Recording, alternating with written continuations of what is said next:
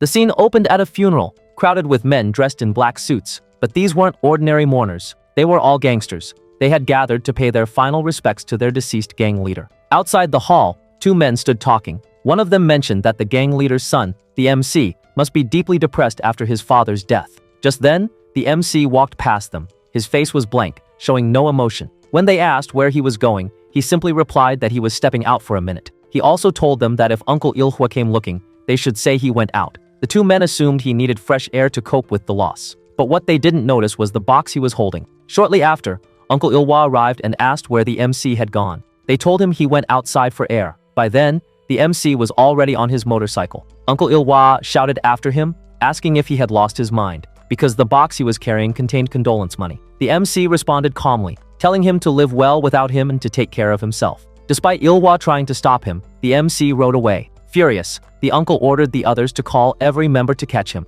One man rushed inside and announced that it was an emergency. The next shot was a picture of the deceased gang leader. It might have seemed that the MC was cold-hearted, but in truth, he had been raised in that kind of environment. While riding his bike, the box suddenly opened, and the condolence money flew out. People on the streets were shocked as money rained down around them. A girl sitting nearby with visible bruises on her face also looked up in surprise as the cash fell from the sky. Later that day, the MC checked the box and was stunned to see that most of the money was gone. Only a little remained. Still, he smiled, saying it was enough to begin a new journey, and that he would prove his uncle and everyone else wrong. Sometime later, the MC arrived at a rundown room rental building. An old lady was showing him around, claiming that at this rate, he wouldn't find a better room anywhere else. She then led him to his new place. The room was in terrible condition. Broken tiles, rusted fixtures, and even the ceiling was crumbling. The MC looked around and sarcastically asked if the room was supposed to give off a Korean War-era vibe. The old woman simply laughed, calling him humorous. As she began explaining the building's rules, the MC suddenly noticed a girl nearby. She gave him a cold, irritated glance before slamming her door shut. The old lady casually mentioned that people of all genders lived in this building and that she didn't allow just anyone to rent here. She claimed the only reason she let the MC stay was because he looked innocent, then reminded him to follow her rules before leaving. Alone in the shabby room, the MC looked around and thought to himself that given his circumstances, this wasn't exactly a fresh start. On top of everything, he had already lost all the condolence money. The small amount he had left was barely enough to cover the rent. Glancing at his school uniform, he muttered that at least the uniform wasn't too expensive. The scene cut back to an earlier moment, a heated argument between the MC and his uncle. His uncle had been furious, demanding to know how the MC could just disappear without even talking to him. He shouted at him to stop ignoring his calls, but the MC bluntly told him to quit calling. He wasn't coming back. His uncle, now calmer, asked if he even had enough money to settle down. The MC explained that the box he took with him had only 500,000 won. Hearing that, his uncle exploded. He asked again how much he said, and when the MC repeated it, he lost it, yelling that the condolence box had over 50 million won inside. That money had been left by dozens of people as a final tribute to the gang boss. It wasn't meant for the MC, and now it was all gone. The MC, unfazed, told him to stop yelling. His ears were ringing. He promised to pay it back. His uncle asked how exactly he planned to do that.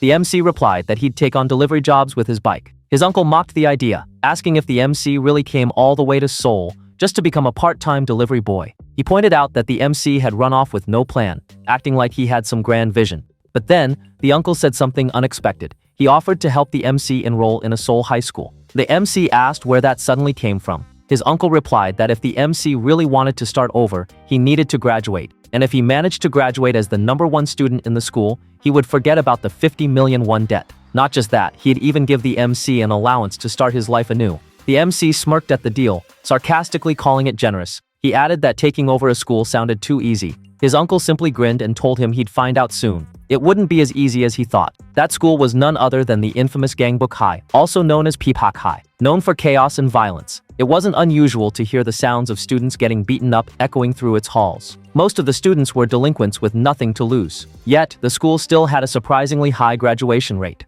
It was the perfect place to test the MC's limits, and his uncle wanted him to earn it, not breeze through it. As the MC entered the school, everyone passing by stared at him. Noticing their gazes, he thought to himself, "Looks like the rumors weren't wrong. These guys seem tougher than I expected."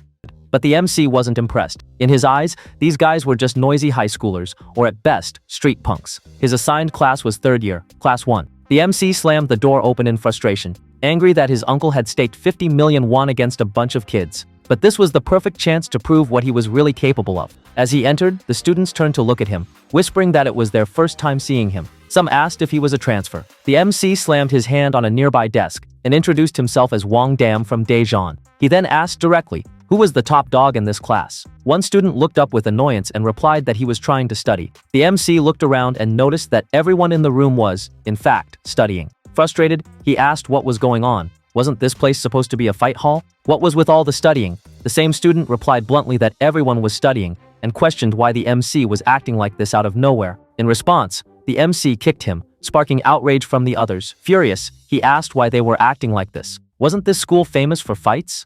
He started asking students about their ranks, calling them crazy for focusing on books. He told them to act normal, meaning start brawling. Someone slammed a book into the MC's face. The others rushed at him, and now finally, the MC looked satisfied. He grabbed a chair and slammed it onto one guy, knocking him down. Another rushed him. MC dodged and landed a punch square in the face. A bald student managed to land a punch on MC, but he only smirked before hitting back even harder. As the fight escalated, MC grabbed a thick book and smashed it across the bald guy's face. Students watching began to wonder if he was insane. After beating the guy to the ground, the MC asked the next student if he wanted to fight too. The student refused. MC scoffed. This was the infamous Gangbook high? Just then, someone appeared behind him, grabbing the MC by his hair. He complained that he'd been trying to sleep after a long study session, but the MC's noise had woken him up. He didn't think much of the MC at first, until the MC spun around and landed a kick to his face. He then wrapped his legs around the guy's neck, choking him and punching his face repeatedly. The big guy retaliated by grabbing MC's neck and slamming him. MC dodged the next hit, countered with a gut punch, then landed a brutal uppercut. Even as the big guy held onto MC's collar, the force broke his shirt buttons. When he looked up, he froze. Underneath, MC's body was ripped, covered in muscle and scars. The guy hesitated and wondered, was this guy actually a gangster? That student was Park Hondong. His physical strength and presence alone were leagues above an average high schooler.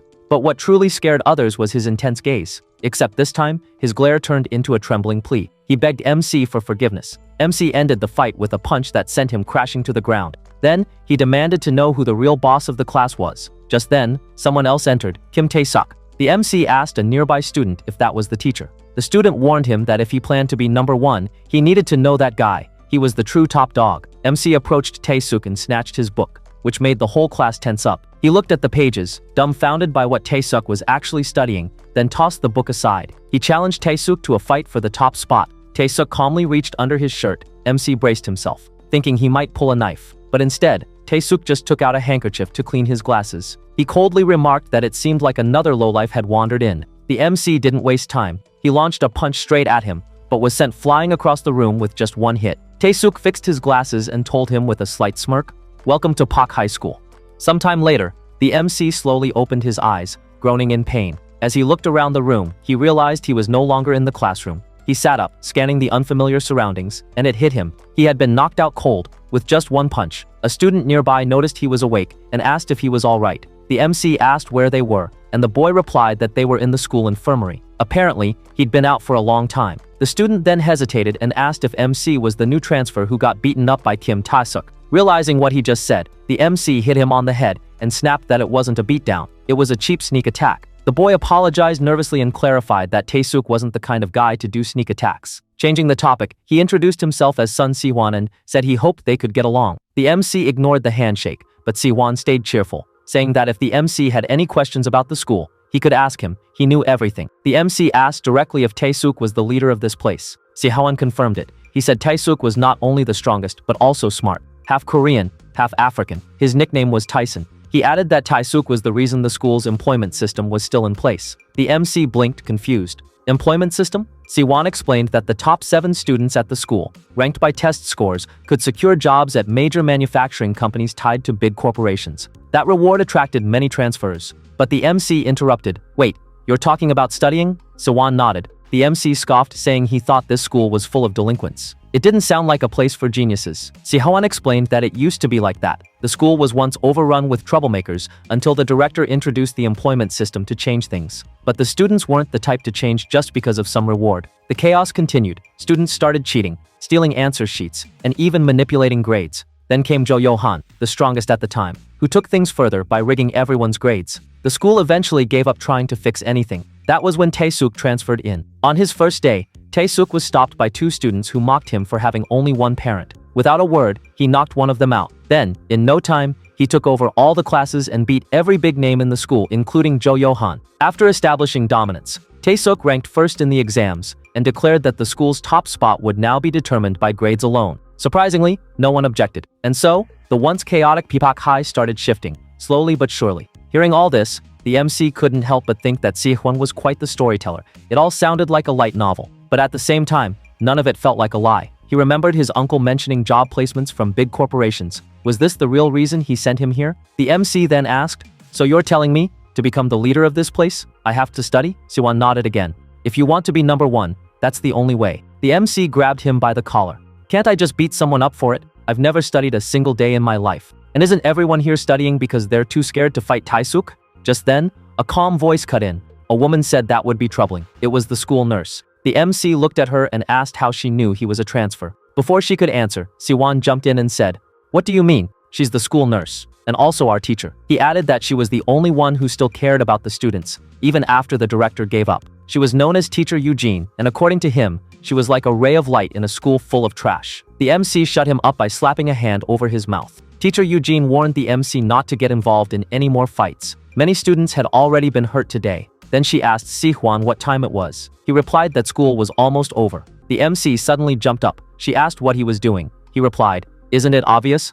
I'm going to take that bastard Tae-suk down. He knocked me out for a whole day." But then he paused, realizing something. Wait, wasn't this actually a good thing? He had skipped school legally. Si-hwan asked if he was really going to fight Tae-suk again, saying it was pointless. The MC smirked and said, "I'll decide that." As he turned, a guy behind him shouted for him to hurry up. It was his turn. The guy pushed past MC with an overly excited walk. The MC looked outside the infirmary and saw a long line of boys. They yelled at him to move, saying he was blocking the way. He looked at their faces and told them they were better off visiting a plastic surgeon. Then, turning around, he said they looked like leftover pizza crusts. That ticked them off. Some of them whispered among themselves, recognizing him as the guy who fought Tae-suk earlier. Back in class, the MC stormed in and called out Tae-suk, asking if he was heading home. Before he could leave, the MC challenged him to another fight. Everyone in the class exploded, shouting at him. "What are you saying after getting knocked out in one punch?" Tae-suk turned, calm as ever, and asked if he was serious. Wasn't the result pretty clear?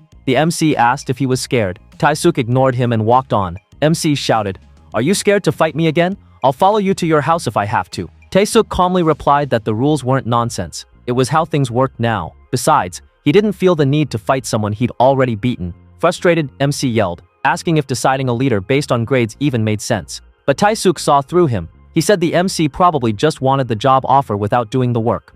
"Whatever you heard, that system's long gone. If you want a job, study for it." The MC thought to himself. Getting a job wasn't the problem. He needed to clear his debt. As Tae-suk walked away, MC called out to him, and then flashed him the legendary gesture. Everyone in class gasped. "He's dead." But Tae-suk didn't react. He said they were done talking. He'd seen plenty of guys like MC before, wannabe gangsters playing tough. He walked away. Another student said he couldn't even watch. If Tae-suk had accepted, you'd be back in the infirmary. MC told him to shut up and study. Then he asked, "Should I just fight you instead?" The boy looked frightened. MC told him to fix his face to look kinder. The boy obeyed, and MC left the classroom. Outside, Si-hwan ran up and asked if he was going home.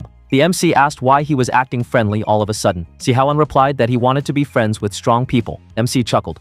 "At least you've got good eyes." Si-hwan then asked, "Did you fight Tae-suk again?" MC said no. Tae-suk ran off, telling him to study. That pissed him off more than the punch earlier. If he hadn't let his guard down, he would have won. Then he asked Si-hwan, why was Tae-suk preaching about studying when he beat up kids himself? The MC wondered if taunting him harder would push Tae-suk into a fight. Si-hwan asked again, "Why do you even want to be the leader? You don't care about the employment stuff, right?" The MC confirmed. He wasn't after a job. Si-hwan admitted something then. He said he was glad Tae-suk became leader. Not through violence, but grades. The school used to be a nightmare for kids like him. But thanks to Tae-suk, he could finally attend like a normal student. "If you ignore his rules and take over by force, the school will return to the hell it once was," he said. "And I can't support someone like that." MC stared at him, then walked over and gently placed a hand on his head. He said, "I didn't think about that, thanks." Maybe there was a reason his uncle sent him here after all. Maybe it was time to beat Tae-suk, both in fighting and studying. He'd never studied before, but how hard could it be? Si-hwan smiled. "Some people pick it up fast. Did you get your textbooks?" MC told him he hadn't had the chance yet. He went straight to the infirmary after transferring. Just then, 2 guys appeared. One of them punched Suwon in the face, knocking him down. The MC looked at them calmly. One of the guys sneered, "Didn't I say I'd beat you up if I saw you again?"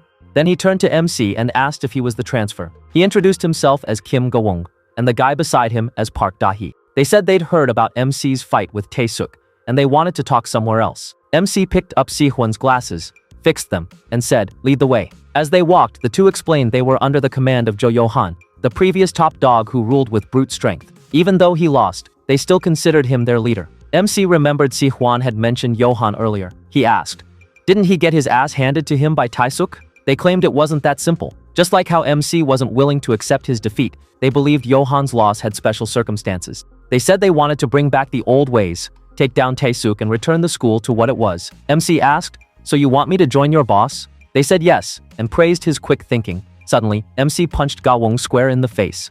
"There's one problem," he said. "You asked me to go under someone else. That alone pisses me off." Then he cracked his knuckles and grinned. "Get ready to ride the ambulance."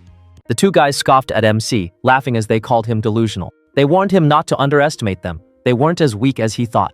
Then without another word they lunged at him, forcing MC back with the initial impact. But MC quickly steadied himself, took a firm stance, and with precise timing, struck both of them square in the face with a clean double punch. One of the attackers recovered quickly and tried to wrestle MC down. But despite the force, MC didn't budge. The guy was stunned by his strength. MC was completely unfazed. Without hesitation, MC slammed a brutal kick into his stomach, sending him crashing back. The second guy pulled out a wooden stick and charged. MC caught the weapon with one hand, blocked the attack effortlessly, and drove his fist deep into the guy's gut. The attacker collapsed, gasping for breath and pleading for mercy, saying he surrendered. But MC wasn't feeling generous. He grabbed the guy by the head and slammed another punch into his face, leaving both of them on their knees. Breathing heavy, the two began explaining their plan to bring Pak Hai back to its former state. They insisted not everyone followed Tae-suk, but his influence was massive. One of them asked MC why he wouldn't join them instead. If he helped take down Tae-suk first, he could then challenge their leader, Jo Yohan, and claim the top position. MC gave them a cold look. He asked if they were seriously suggesting he bow to someone else and join some gang war. He wasn't even sure if that path was what he wanted. With that, MC walked away. Behind him, the 2 guys sat groaning in pain, discussing MC. They admitted that even if there were no fights, their offer wasn't realistic for someone like him. Whether MC hated gang fights or just hated taking orders, they couldn't figure him out. He was simply unpredictable. The next day, inside the classroom, the atmosphere was strange. The teacher continued lecturing, but all eyes were on one student, MC. The entire class was stunned. There he was, the same guy who'd caused chaos yesterday, now sitting quietly, eyes glued to his textbook, focused, studying. Even Siwon, the boy with glasses, was watching him in disbelief. But the moment didn't last long. A few minutes later, MC fell asleep right at his desk. Time passed. MC woke up groggy and looked around, asking what class it was. Siwon told him that it was already lunchtime. Grabbing his head, MC complained that studying was giving him a headache. Then he looked over and casually invited Siwon to grab lunch together. Unbeknownst to him, Tae-suk was watching the whole thing from the back of the classroom, quiet and observant. In the cafeteria, MC sat beside Siwon and told him that just like he suggested, he had decided to become rank 1 by studying. But he admitted it was going to be tough, especially for someone who'd never done it before. Siwon was taken aback and said he wasn't really good at teaching, and his own grades weren't exactly great these days either. But MC wasn't buying it. He told Siwon not to lie. He knew the guy was smart. While they were talking, a spoon suddenly flew through the air and smacked into Siwon. Laughter erupted from a table nearby. Some boys were watching them and mocking MC. One of them called out, "Did you really choose that loser over us?" MC glanced toward them and asked Siwon who they were. Siwon hesitantly replied, they were close allies of Jo Yohan. MC sighed, annoyed. He said he'd already fought those guys yesterday. "I'm not in the mood," he muttered, telling Siwon to just eat. Siwon replied, "But I was the one who got hit." MC smirked. "Wasn't me though." That response annoyed the bullies even more. One of them grabbed a milk carton and threw it at MC. Siwon nearly flinched in panic, but MC just caught the carton calmly, opened it, and started pouring the milk over his rice. Then he told Siwon, "Eat." The bullies froze, stunned. That wasn't the reaction they were expecting. As tension rose, someone laughed loudly from nearby. It was a sharp-looking guy who stepped in, amused. "You really are as interesting as the rumors said," he said with a grin. Then he turned to the bullies and told them to sit down quietly. "Why are you getting so worked up?" MC leaned over and asked Siwon, "Who's that guy?" Siwon whispered back.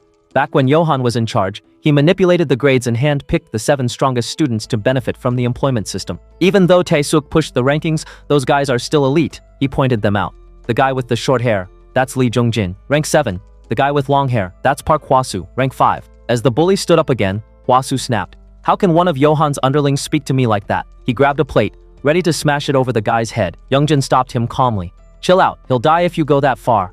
Hwasu snorted, dropped the plate, and turned to MC.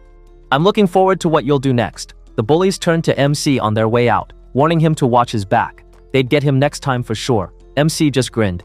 You guys don't need to give farewell speeches before leaving. Once they were gone, he asked Suwon. That guy who threw the milk, how good is he in a fight? Suwon replied. He used to be rank 8, but now, he's known as Johan's right hand. MC asked. What's their leader up to these days? Suwon told him Johan was currently suspended. Suspended? MC repeated. This school doesn't care if students fight in the halls every day, but suspended him? Suwon explained that the incident during his fight with Taesuk crossed a line even the school couldn't ignore. It went beyond what a regular school could handle, he said. But what's more important is, Johan's suspension is almost over. He'll be back soon, and that guy never hesitates to go beyond the line. MC sighed and muttered, then I'll teach that punk what real education looks like. Sihoan was stunned. MC asked, why are you surprised? Then he made him an offer.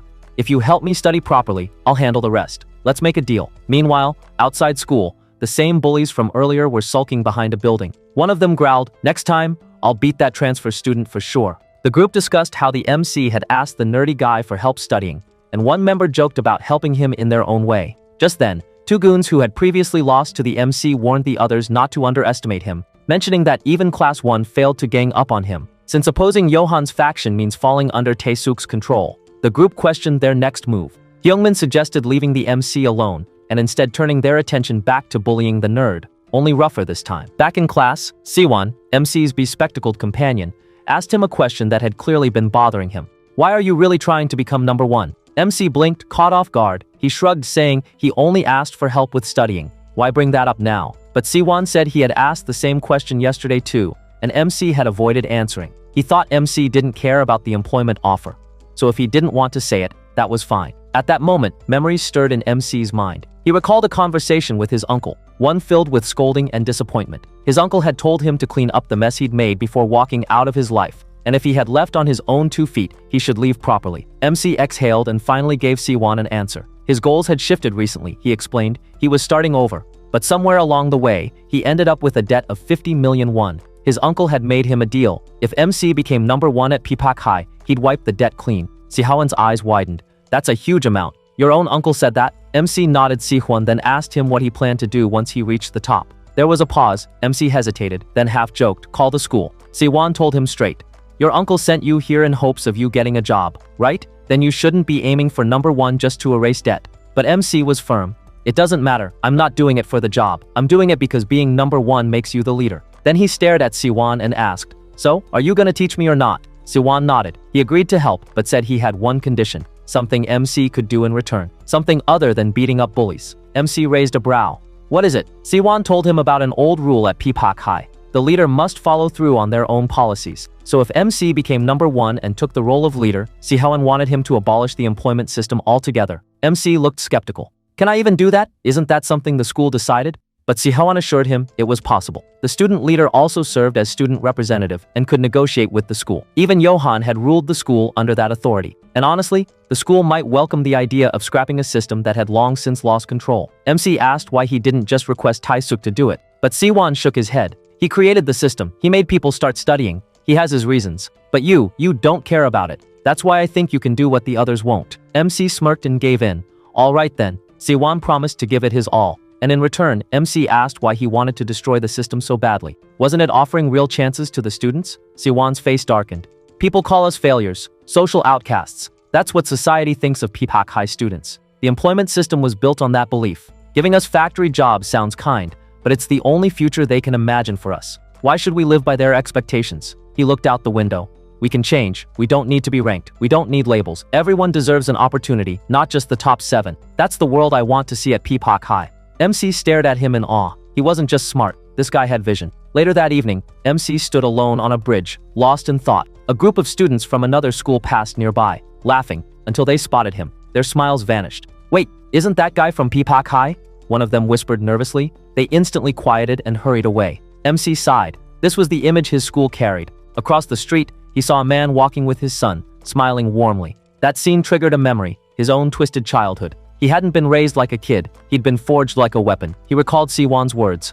An opportunity to live a life different from the past. By nightfall, MC returned to his apartment, knowing life was only going to get more hectic, studying all day and working all night. As he approached his building, he spotted a familiar girl from earlier, leaning against the wall with a cigarette in her hand. Without saying a word, he walked past her. She stopped him. "Hey, got a light?" MC replied bluntly.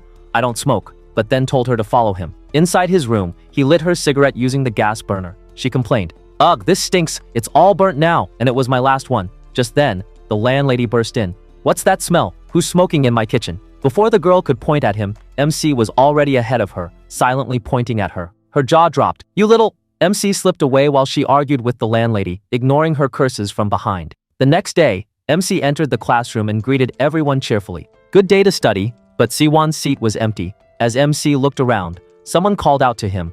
"Hey, you're the transfer student, right?" MC turned and froze. The boy didn't look like Siwon, but his features were similar. "Are you his doppelganger?" MC joked. "Where's the original?" The boy replied solemnly. "I'm his friend. Siwon's in the hospital." MC's expression dropped. The boy explained that they were supposed to meet after school, but Siwon never showed. He waited, then searched the school, only to find Hee-Ong-min and his gang beating Siwon to a pulp. Siwon had begged him not to tell MC, but he couldn't keep it to himself. Later at the hospital, MC sat quietly beside Siwon's bed. The boy greeted him weakly, pretending everything was fine. "Just an accident," he said. "I fell down the stairs." MC looked him in the eye and told him to stop lying. His friend had already spilled everything. He asked, "Why did Hee-Ong-min threaten you not to tell me?" Siwon apologized. "I promised to teach you, but now I'm just lying here." MC told him to stop. Everyone's busy talking about studying and leadership. But behind the scenes, this school is still trash. The so-called leader doesn't care at all. It's laughable. Then he asked again, "Do you really think getting rid of the employment system will fix all this? You think scum like Hyungmin will ever change?" Sihawan stayed silent. "Shouldn't you at least be mad?" MC asked. That broke something inside him. Siwon shouted, tears welling in his eyes. "Of course I'm angry. I wanted everyone to live normal school lives." He cried harder. "I hate them. I hate that I can't fight back. I'm weak, but if I change the way I think because of them, it feels like I've lost twice. So no, I'm not changing." MC listened, then let out a quiet laugh. "You're seriously stubborn, huh?" He patted Siwon's head and said, "I liked you for a reason. You've got guts. That's why I get it. But just holding it in sometimes makes it worse. It's okay to be mad. It's normal to feel angry when things are unfair." As he stood up to leave, Siwon asked, "What are you going to do?" MC's expression turned cold. "Take out the trash." Siwon begged him not to fight, but MC corrected him. "Don't get it twisted. I'm not doing it for you. I'm just pissed they're disturbing my studies. I'm the kind who gets revenge." Back at school, Hyungmin and his gang were laughing about what they did to Siwon. "Man, he was begging us to stop. That nerd's a joke." But one of their members wasn't laughing. He kept glancing around nervously. "What's wrong with you?" Hyungmin asked. The guy replied, "I've been thinking about that transfer student. He'll definitely come for revenge. And aren't we being a bit too carefree?" Hyungmin waved him off, grinning. "That guy won't even know Siwon's in the hospital," he added with a smirk. "Besides, I already know where his family lives. I've got their numbers too." He won't say a word, but just as they laughed, their expressions froze. They spotted someone standing behind Hyungmin. Hyungmin turned. "Huh? What's with your faces? You look like you've seen a—" He stopped mid-sentence. MC was standing there. His glare was cold, his silence louder than any threat. He turned, only to see a hand already flying at his face. MC had arrived. Without a word, MC slammed Hyungmin's head straight into the ground, cracking the silence with a violent thud. "You messed with the wrong guy," MC said coldly. But even as his face hit the dirt, Hyungmin managed a twisted grin and replied, "No, you messed with the wrong guy." He gestured behind MC. MC glanced over his shoulder and saw what Hyungmin meant. A group of students had surrounded him. 10, maybe more, all of them part of Hyungmin's crew. "Get him," Hyungmin ordered, but before any of them could reach MC, he slammed Hyungmin's head into the ground a second time, knocking him unconscious. The first thug charged forward, only to be dropped instantly when MC delivered a brutal punch directly to his groin. The rest of the gang rushed in together. MC didn't back down. He leapt into the air, flipping above them, and landed squarely on another boy, pinning him to the ground. In a frenzy of motion, he struck back at everyone who got close, dodging, countering, hitting back harder. Fists flew, bones cracked, but MC didn't go down. Their so-called leader, still groggy on the floor, looked up in disbelief. "How is he standing? I thought this guy got knocked out with a single punch by Taesuk." The commotion caught the attention of two bystanders. It was Lee Jungjin and Park Hwasu, the short-haired and long-haired upper rankers from earlier. They stood a short distance away, silently observing the chaos. Hwasu, the long-haired one, turned to Gukyun and asked, "Aren't you going to stop this? Isn't that more your style?" Gukyan crossed his arms and replied casually, "There are too many rumors about this guy. I want to see it for myself." Back in the fight, MC was still going strong. He grabbed two thugs by their hair and smashed their faces together like cymbals. An older-looking student lunged at him from behind, locking his arms around MC's torso, but MC kicked backwards, catching him off guard, then twisted his body and delivered another devastating blow directly to the guy's groin. Another attacker landed a punch, sending MC stumbling back. He fell into a student who was holding a steel lunch cup. MC didn't waste a second. He snatched the cup from the boy's hands and turned it into a weapon. As more thugs surrounded him, MC shouted, "Come on, all at once." They charged. MC didn't hesitate. He began bashing heads, cracking noses, and flattening anyone who dared get close. With every swing of that steel cup, more bodies hit the ground. That's when Hyungmin's right-hand man, now bloodied and desperate, pulled out a hidden knife. His eyes wild with rage, he lunged at MC screaming, "You're dead today." But MC grabbed his wrist mid-swing, stopping the blade in its tracks. "A knife? Really?" MC growled. "You gonna use a weapon like that against me?" In one smooth motion, he yanked the thug forward and smashed the steel cup straight into his skull. The impact echoed across the courtyard, and the crowd froze. The gang, once so cocky, now stood stunned. No one dared move.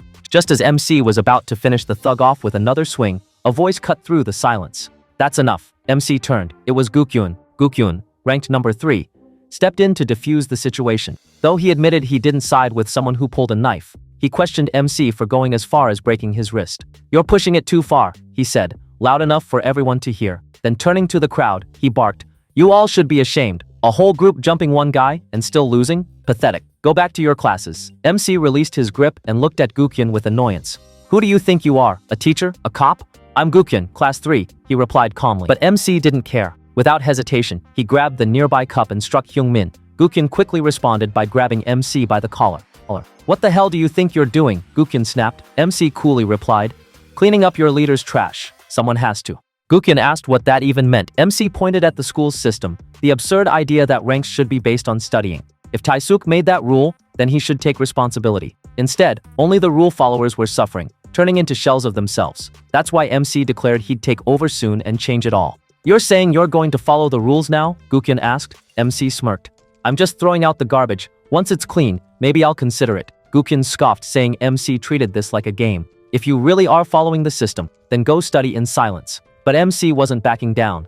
"Don't get it twisted. I'll take Taesuk down in studies and then destroy the employment system. That's my goal." His declaration shocked the nearby students. "Get rid of it? What is he talking about?" MC turned to them.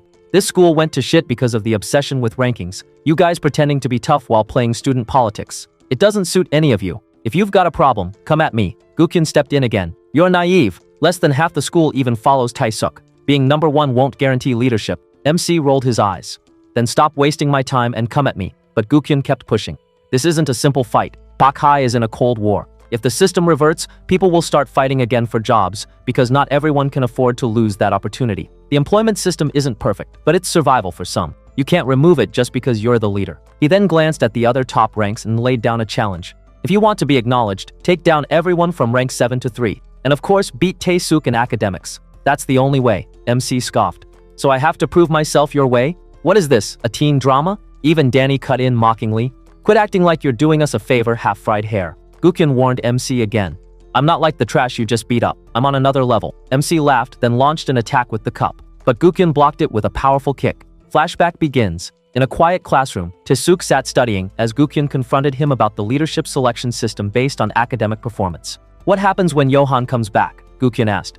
"It's not about him. It's about the forces behind him. You can't push vegetarianism on carnivores. These students only know how to fight. We need to unify before the split destroys everything." Taesuk raised an eyebrow. "Unify? These thugs?" Gukyun insisted that fixing the system wasn't enough. Taesuk needed to enforce it. The employment system was too controversial. Johan wasn't the only one who had issues with it. But before they could continue, a student interrupted, reminding them it was self-study time. Gukyun, annoyed, grabbed the guy's arm and threatened to kill him, causing the student to back off immediately. Looking back at Taesuk, Gukyun made one final plea.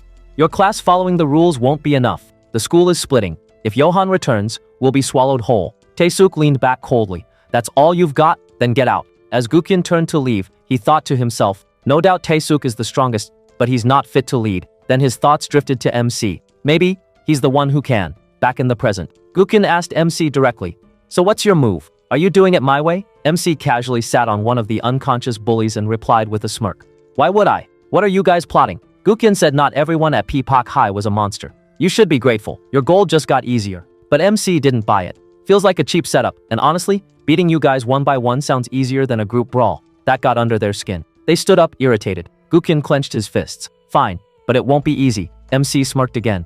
Bring it on. Just be ready to get picked off. One by one. Later that night, in a busy restaurant filled with chatter and sizzling pans, Taesuk was working part-time as a waiter. The shop owner reminded him to hand over a package when the delivery guy arrived. Soon, the door opened, and both boys froze. MC had arrived, eyes locking onto Taesuk. They hadn't expected to run into each other like this, but fate clearly had other plans. After seeing Taesuk working in the restaurant, the MC couldn't help but burst into laughter. With a smirk, he mockingly asked if anyone at school even knew that Taesuk had a part-time job here. Irritated, Taesuk told him to shut up and just make his delivery. But the MC laughed again, saying it was his last delivery for the night anyway. And with a cocky grin, he told Taesuk to enjoy working his ass off in the meantime. Taesuk rolled his eyes and told him to stop yapping, but the MC kept going. Casually, he mentioned that he ran into Gukyan earlier. Then, with a shift in tone, he got serious. He declared he'd made up his mind. He was going to fight every strong student in the school one-on-one, including Taesuk. He even suggested that Taesuk should just hand over his position now and save himself the trouble. As the MC turned to leave, the shop owner suddenly stopped him and asked if he was Taesuk's friend. She introduced herself as Taesuk's mother. Grabbing the MC gently by the arm, she smiled and said that Taesuk never talked about having any friends.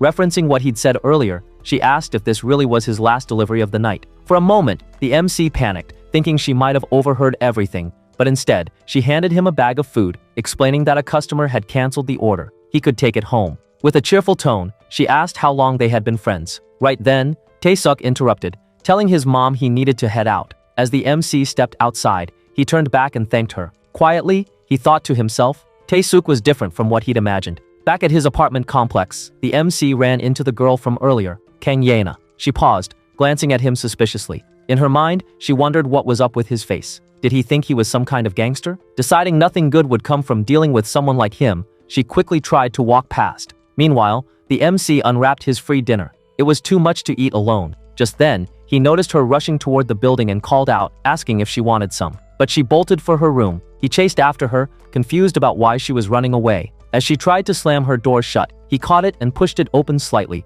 asking if she'd seen a ghost or something. Breathing heavily, she shot back. Wasn't it obvious? She was the one who got in trouble with the landlady yesterday for smoking outside the door. She clarified that she wasn't actually smoking, just testing her lighter. But it was still a pain to explain the misunderstanding. Taking the chance, the MC said that's exactly why he came, to apologize. He offered to treat her to dinner if she hadn't eaten yet. She yelled, asking who wouldn't have had dinner this late, and did he really think she'd forgive him just like that? But her stomach betrayed her. It growled. Blushing, she muttered that maybe she could eat just a little. While eating together, she asked for his name, then introduced herself as Kang Yena. She mentioned that she went to Northeast Gangbook High. When she asked where he studied, he told her, Pak High. She blinked and said, that's a strange name for a school. Judging by her accent, the MC asked if she was from Busan. She replied she was from Gimhae, just next to it, and had recently transferred here. When he asked if she moved for studies, she said that was part of it, but there were other reasons too. He asked if she was good at studying, and she proudly said she'd been the top student at her school in Gimhae. She even offered to show her report card. That's when something clicked for the MC. He paused for a moment, then asked if she could teach him. Yena was surprised. The MC proposed a deal. They'd have study sessions every night at the same time, and in return, he'd pay for her dinner each day. She hesitated. Why? Is it urgent? She asked. He sighed, saying it was hard to explain, but did it really matter? She'd be saving money on food, so why not? It might have sounded random, but surprisingly, Yena agreed. He laughed, saying she was quick to decide. He thought she'd be more suspicious. But she replied, didn't you just say I don't have a reason to decline? She extended her hand to seal the deal and said, let's get along from now on. The MC told her it would only be for a short while. Back at school, Sihwan returned with his arm still in a cast. He wondered how the MC had been doing lately. As he walked, he bumped into Hyungmin, the same bully who used to torment him. But this time, something was off. Surrounded by the usual troublemakers, Sihwan braced himself for another confrontation. Instead, they apologized. They admitted their past mistakes and said they'd pay for his hospital bills and tutoring. They swore never to bother him again. Sihwan stood there, stunned. What the hell had changed? As they turned to leave, Hyungmin grumbled under his breath, saying, that should be enough, right? But right then, something hit him square in the back. He turned around. It was a cup, thrown by none other than the MC. Later in class, Siwon was stunned again when he heard that the MC had agreed to fight the top 7 ranked students one-on-one. The MC explained that if he wanted to abolish the employment system, this was the only way: defeat them and prove his worth. He glanced over at Tae-suk and said this was their way of welcoming a new leader. Siwon asked why he was going so far, especially when he himself couldn't help MC study with his injured hand. But the MC assured him it was fine. He'd already found someone to cover. When asked again why he was going this far, the MC said it was simple. If he was going to do something, he'd do it right. He didn't want to go back on his word. This was a promise, and breaking it wouldn't be cool. Before leaving, the MC asked Siwon for help. He needed some intel. Since Siwon was always up to date with school gossip, he figured he'd know something. The MC said that between the 7th and 8th rankers, there couldn't be that big a difference, right? But Siwon quickly corrected him. Starting from rank 7, the skill gap was huge. He reminded the MC about a guy he might have seen during lunch, Lee Jungjin. He was on the judo team, and despite his handsome face, he had a brutal reputation. There was even an incident where Jungjin lost a match, then beat up an entire opposing judo team by himself. The scene shifted to a flashback. The night of Jungjin's last match, everyone was out eating and celebrating when Jungjin suddenly showed up at the gate. Without warning, he charged in and began pummeling the rival school's athletes all by himself. In a single, brutal rampage, he left them half dead. Back in class, the MC looked bored after hearing the story. He sarcastically said, "Oh my god, I'm so scared," and asked which class Jungjin was in. When Siwon said class 3, the MC stood up and walked out. Everyone stared, wondering where he was going. Siwon panicked, trying to stop him. "You can't just go fight him. Do you even have a plan?" he asked. The MC turned back and asked, "What happened to the guy who told me I was strong? That I was the real number 1? Was that all flattery?" Siwon protested, saying it wasn't. But Jungjin wasn't even at school. When asked where he was, Siwon pulled out a notebook. He had actually recorded the weekly schedules of the top 7. According to his notes, Jungjin would be at the judo club around this time. At the judo dojo, Jungjin was sitting and panting when his instructor smacked him. "What are you doing here again? Your father's worried sick because you never go to school."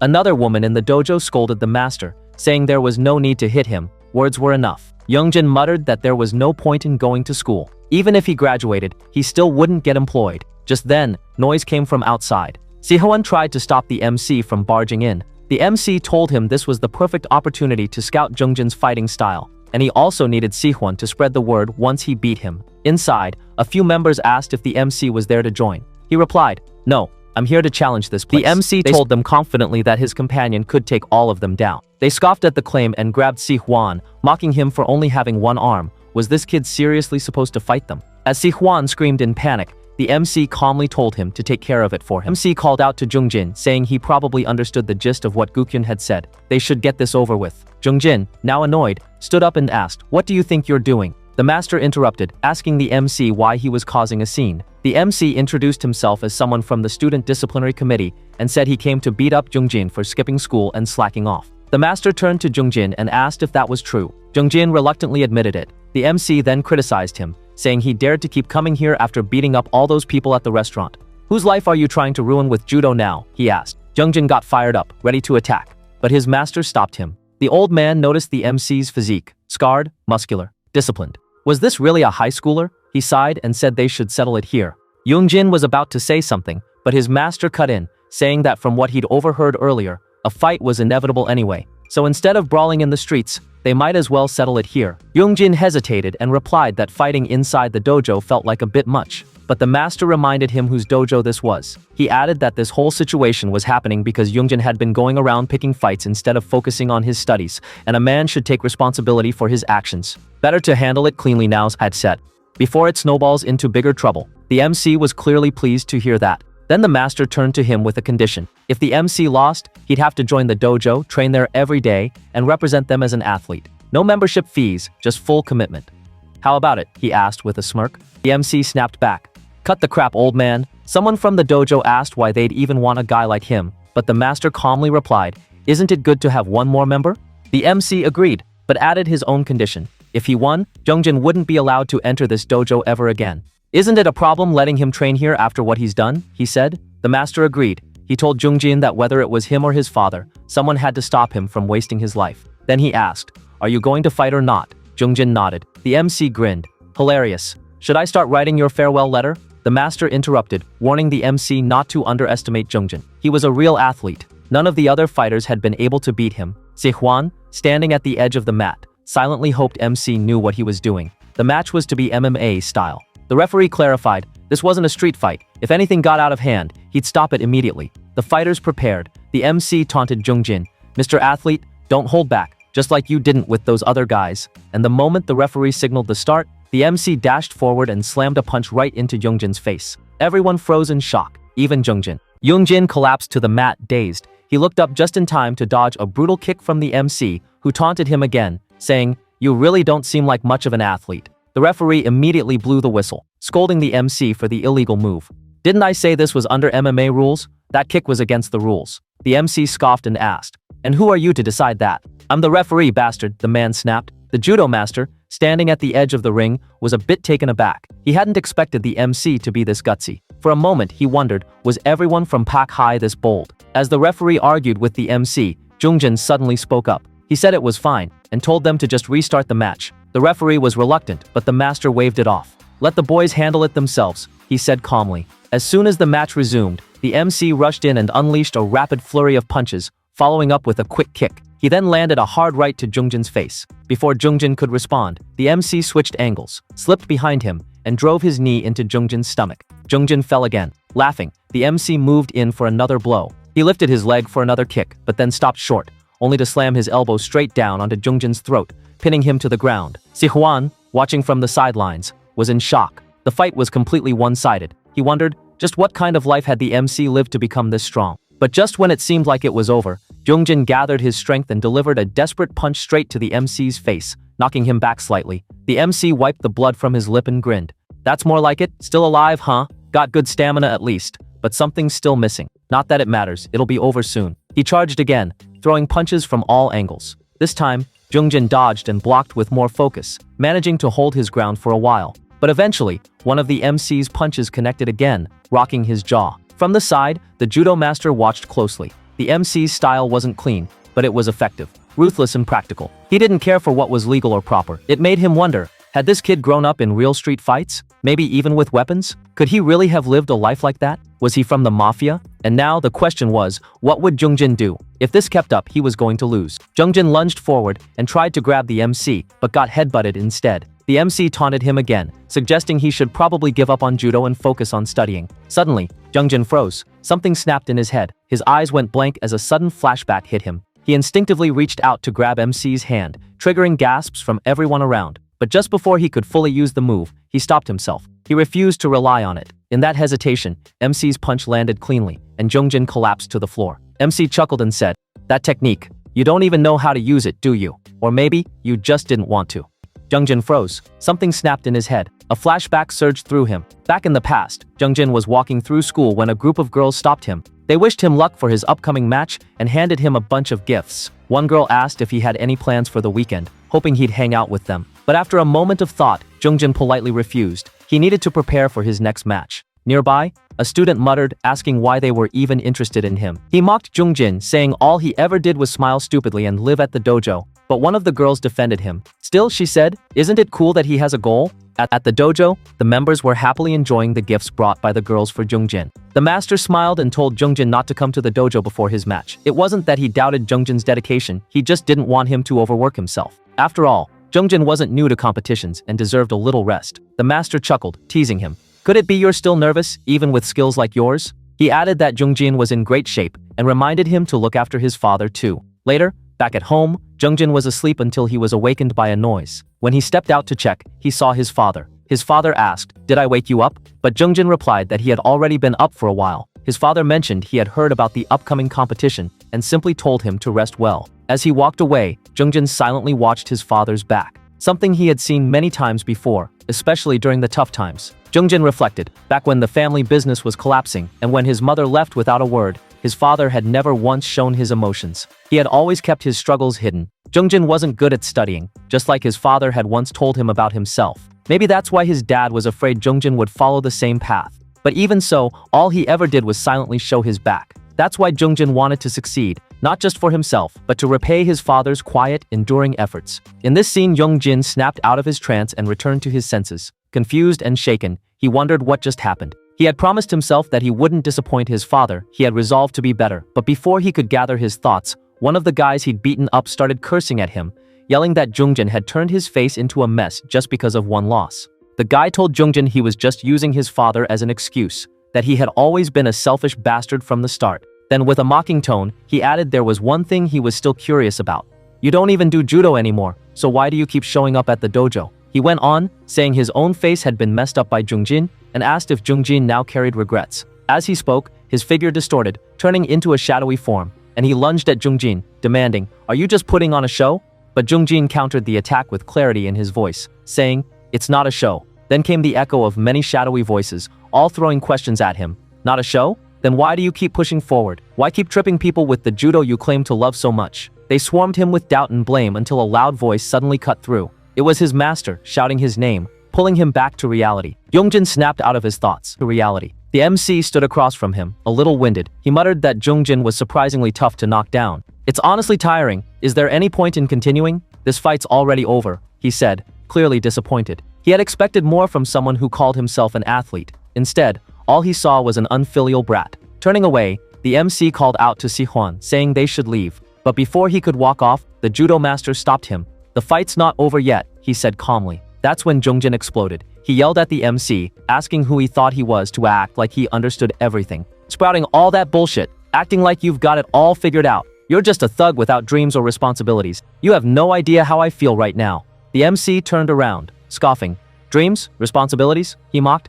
"You're the one acting, not me. Stop pretending that this is about something pure. You just ran away and dressed it up with pity." The MC scoffed and said coldly, "I feel bad for your parents." That struck a nerve. With a furious roar, Jungjin charged. The MC dodged his first swing, but Jungjin grabbed him from behind and executed a perfect judo throw, slamming him hard onto the mat. As the MC lay there groaning, he suddenly let out a loud laugh, followed by a yell. "Damn, that hurt." The judo master, watching closely, was shocked. It had been over a year since Jungjin last properly trained, but the technique he'd just displayed was flawless. Had he never truly given up? Still grinning, the MC coughed. "So you do know judo after all. But what's with that dumbfounded look? You slammed me like a pro." Jungjin responded quietly, "It's not a move to be used on a thug like you." The MC scoffed again. "Man, I was actually starting to think you were worth fighting. But why do you keep acting so stupid? Isn't this a test? A chance to prove yourself? Or do you think I came here just to mess around? You looking down on me?" Before Jungjin could respond, the master stepped in. "Enough. You two still going to keep playing this out?" He reminded Jungjin of the condition. If he wanted to cut ties with the dojo, he had to give up judo, forever. "Are you really okay with that?" he asked. "Why are you still chained to the past? Let it out now, like you always do. This could be your last time." Jungjin lowered his eyes for a moment, then raised his head. Looking at the MC, he declared, "I have no intention of making this my last. So now, I'm coming at you with everything I've got." The MC's eyes lit up. "That's what I've been waiting for." The second round began, this time far more intense. The MC swung with precision, but Jungjin dodged, grabbed him, and slammed him to the ground once again. The crowd around the dojo erupted in excitement. Jungjin climbed on top and began throwing heavy punches, but the MC, now underneath, started blocking every hit. He kicked Jungjin from underneath and even spat in his eye, causing the referee to shout, "No cheating." "I'm not cheating," the MC grinned.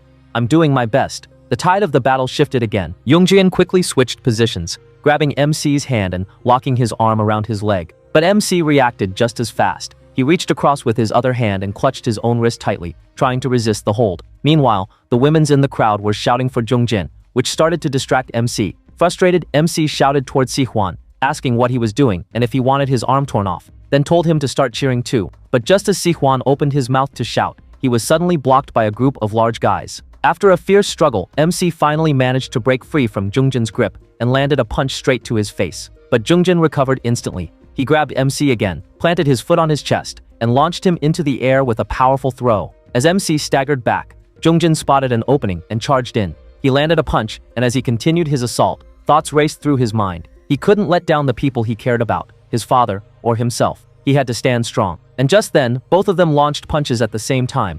As Jungjin and the MC traded heavy blows, Jungjin narrowly dodged a punch coming at him, but it was a feint. In that moment of vulnerability, the MC's knee shot up and smashed into Jungjin's chin, nearly knocking him out cold. Disoriented, Jungjin teetered, his vision fading, but he clenched his teeth, determined not to lose. "Just one more chance," he thought desperately. That's when his father's face flashed in his mind. With a burst of resolve, Jungjin reached out to grab the MC's wrist, attempting a judo throw. But the MC had already anticipated it. He jumped twisting midair and broke Jungjin's momentum, slamming him down instead. Jungjin hit the ground hard. He groaned and tried to stand, but the MC had already circled behind him. Maybe chances like this were always there, the MC said calmly. You just never noticed. And with that, he drove a punch straight into Jungjin's face. As Jungjin reeled, a memory surged back. Another match, another crowd. In the flashback, Jungjin was dominating his opponent in a judo tournament. Onlookers whispered about him being undefeated. One of them, wearing a green jacket, muttered to another student that they should teach Jungjin what it's like to lose. Not because he was worried, no, but because it was time the kid learned respect. Later, Jungjin found himself ambushed behind the gym by those same students. They beat him down, asking why he was so stubborn and couldn't just lose once to pay respect to his seniors. When Jungjin asked what they meant by losing on purpose, one of them kicked him in the stomach. Even if we're from different schools, you should still listen to your seniors, he sneered. Another one, trying to act diplomatic, told Jungjin not to take it personally. You're the ace. It's fine to lose one match, right? Just show some respect. But when the match came, Jungjin didn't hold back. He threw the green jacket guy to the floor in a brutal takedown. Looking down at him, he said coldly, "If you want to be my senior, act like one." The crowd gasped. One of the senior students started laughing, saying he knew things would turn out like this, so he'd already made preparations in advance. The guy who had just lost to Jungjin suddenly began laughing hysterically, clutching his arm and yelling that his left arm hurt like hell. Everyone, including the referee, looked shocked. Moments later, the referee made an announcement that stunned the crowd. Jungjin was disqualified for committing a foul. Jungjin's master argued, but the damage was done. The seniors smirked from the sidelines, clearly pleased with how things turned out. Later, the same group was seen laughing together, bragging about how they pulled it off. One of them revealed that they had connections with the Judo Association's head, and the officials ignored the video review altogether. It's too early to stop, one of them said smugly. Let's teach him what happens to kids without power or connections who act out. That night, Jungjin returned home.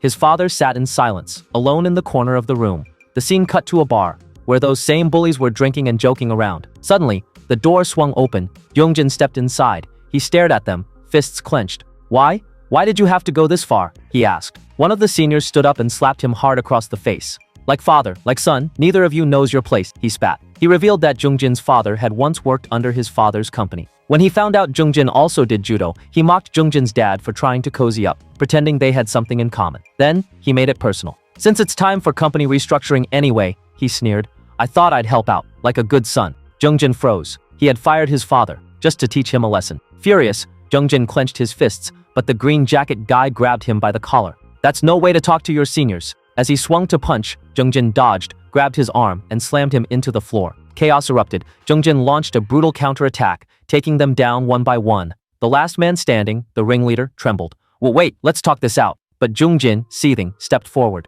Too late. Today, you're dead. The guy grabbed a broken bottle and lunged, but Jungjin dodged again and slammed him face first onto a burning hot table. His skin sizzled in agony. The scene then shifted to the police station. All the parents of the boys Jungjin had fought were gathered there, angrily pointing fingers. They accused Jungjin of beating their sons like a monster, demanding justice. One of them stepped forward and shouted at him, telling him to bring his parents immediately. Moments later, Jungjin's father entered, alongside the father of the green jacket guy. Jungjin rushed over, but his father slapped him across the face. As the tension in the room grew thicker, all the parents began accusing Jungjin's father, claiming that his son had brutally beaten their innocent children. Jungjin tried to defend himself, but his father cut him off, telling him to stay quiet. He turned to the angry crowd and bowed his head, sincerely apologizing. He said it was his fault for not raising his son properly, and promised to guide him better from now on. My son only knows judo, he pleaded. Please forgive him. But the parents weren't satisfied. One of them snapped, Do you think this can be brushed off with an apology? The president of Jungjin's father's company stepped forward, the same man whose son had suffered burns during the fight. You are already fired, and now your son will have a criminal record too, he said coldly. Jungjin's father dropped to his knees, begging for forgiveness. He admitted it was his fault, that he should have raised his son better. But the president wasn't moved. He coldly asked, Is that really all you've got? You must not care much about what happens to your kid, huh? Lowering his head in shame, Jungjin's father apologized again. Turning to his manager, he admitted he hadn't been thinking straight. He promised to prepare the settlement money and cover the hospital fees, anything, as long as they didn't ruin his son's future. That was the moment Jungjin's heart sank. Watching his father lower himself like that, he felt nothing but guilt and shame. Back in the present, Jungjin fought MC with everything he had. As fists flew, flashes of his past flooded his mind. He remembered his conversation with his judo master, who had once asked him why he never participated in competitions anymore. The restaurant fight was ruled as self-defense, the master had said. The CCTV footage cleared your name. There's nothing holding you back now, so why not start again? But Jungjin had refused. I don't come here to train. I just have nowhere else to go after school, he had said. I'll never do judo again. Now, in the heat of the present battle, MC's punches landed hard as memories of his downfall replayed like a nightmare. He remembered how his street fight had made the news. People had judged him, labeled him a monster. He remembered someone once saying, "If you study hard at that school, you'll get a good job." And then, the memory of his father calling out to him just as he was leaving for school. He had turned to look, but his father said nothing, just like always. Maybe the opportunity was always there. Maybe he wasn't waiting for me to fail. Maybe he was silently fighting for me all along. In the present, another punch from MC landed clean on Jungjin's jaw, sending him crashing to the mat. The match was over. The MC had won. The dojo went silent. MC calmly removed his gloves and began putting his school uniform back on. Just as he was about to leave, the judo master stepped forward. As promised, the master said, "Jungjin is banned from this dojo. I'll make sure he never trains judo again. Not here, not anywhere." MC turned to leave, but Jungjin called out to him. "What now? You want a rematch or something?" MC asked. "Are you some kind of zombie?" But instead of answering, Jungjin asked, "The opportunity you talked about earlier, what did you mean by that?" MC let out a sigh. "Why ask me? You should already know what it is." He turned to leave again, but once more, Jungjin stopped him. Before he could say anything, the master stepped in. "Forget it, a man should keep his word. Now hurry up and get out." But MC suddenly paused. "Let him stay," he said casually. "I don't get anything out of him quitting judo." Everyone looked surprised. MC added, "Just pretend I didn't say anything. There's no big reason behind it. It's just that no one can probably stop him anymore, right?" He looked Jungjin in the eye. "Ain't that right?" Jungjin smirked. "Yeah." Siwan, watching from the sidelines, was completely lost.